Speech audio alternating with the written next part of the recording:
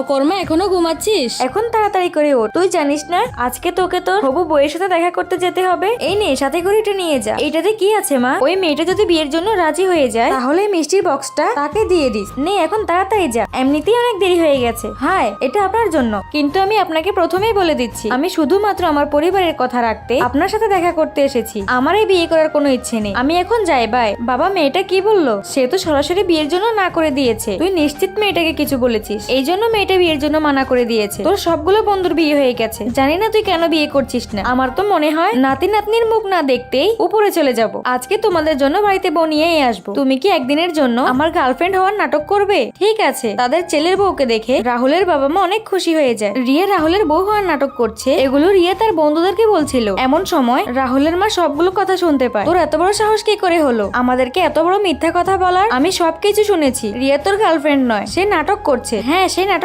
করছে। প্লিজ আপনারা রাহুলকে কিছু বলবেন না। যদিও আমরা শুধুমাত্র নাটক করছিলাম, কিন্তু সত্যি কথা বলতে আমি রাহুলকে অনেক ভালোবাসি।